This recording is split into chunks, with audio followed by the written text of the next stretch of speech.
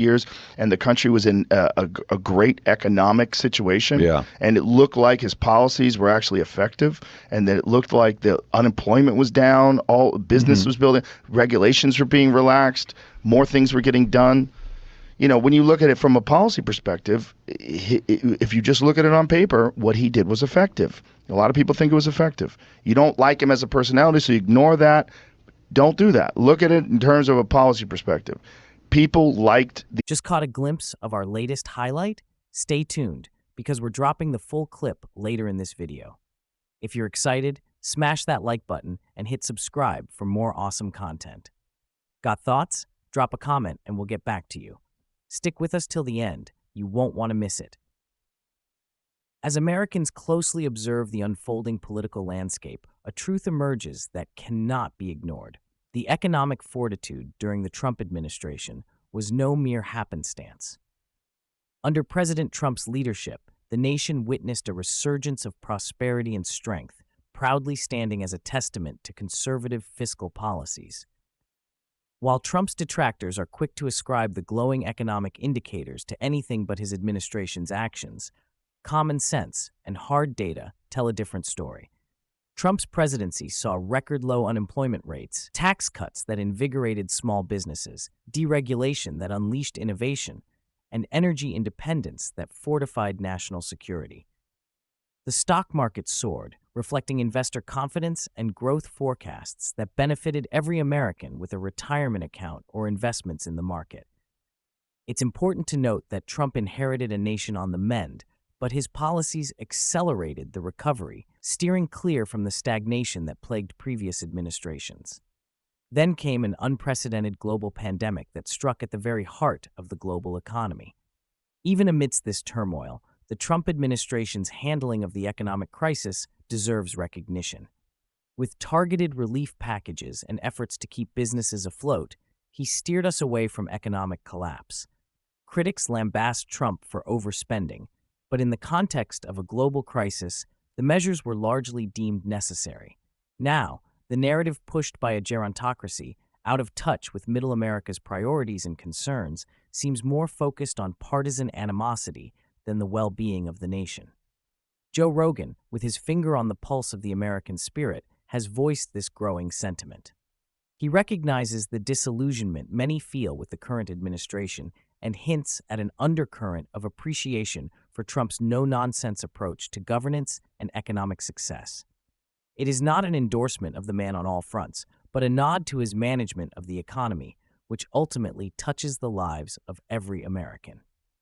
The economic success observed under Trump's tenure is hard to dispute, and as we navigate these uncertain times, the desire for a return to such stability is not just a conservative longing, it's quintessentially American. Let the facts speak. When it comes to economic prowess, Trump's presidency set a benchmark that is now the yardstick by which many measure what prosperous leadership looks like. Every time we fill our gas tanks or check our grocery bills, the reality of the current economic strain reminds us of the relative tranquility of the Trump era, which for many seems like a golden age worth revisiting. Years, and the country was in a great economic situation. Yeah. And it looked like his policies were actually effective, and that it looked like the unemployment was down, all business was building, regulations were being relaxed, more things were getting done. You know, when you look at it from a policy perspective, if you just look at it on paper, what he did was effective. A lot of people think it was effective. You don't like him as a personality, so you ignore that. Don't do that. Look at it in terms of a policy perspective. People liked the ideas that he was putting forward. Rogan, of course, did not hold punches when making his case against the incumbent president. I never thought that Biden was going to make it. I never thought that he was going to be functional. You know, like regardless of what kind of power the president actually has. And it appears under Trump, the president has a lot more power than we think they do. But under Biden, it's like he's handled.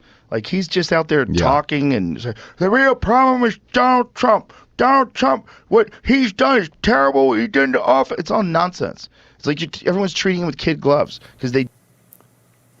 So this is a significant shouldn't turnabout. laugh, right? I shouldn't laugh. Oh no, I think I'm it's fine to laugh at a Joe Biden impression. I mean, because it's Joe Biden's choice to take the future of the democracy in his hands when there have been so many credible reports about him not necessarily being cognitively or physically able to do the job. The cover of the New York Magazine, the newest cover of New York Magazine that came out today, has a picture of Biden, Pelosi, Donald Trump, and Mitch McConnell in a race with walkers, because the crisis of our gerontocracy has become literally a cover story, front page news. So I think all of that is fine. But to the Joe Rogan story, this is a significant departure from the stance he used to have on Donald Trump. He has consistently said that he's very resistant to having Donald Trump on. He has never been on the program. Back in 2020, he gave a kind of tacit endorsement of Bernie Sanders, who he did have on the program. All the other political candidates clamored to come on afterward. He didn't want to have them on because he wasn't ideologically aligned with them and he felt like they were fake.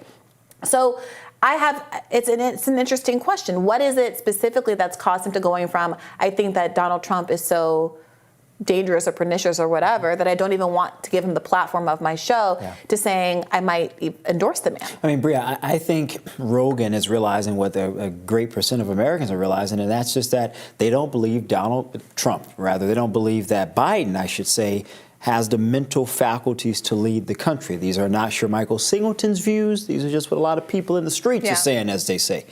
And I think in terms of the economy, you know, granted, people may make these arguments that the president doesn't directly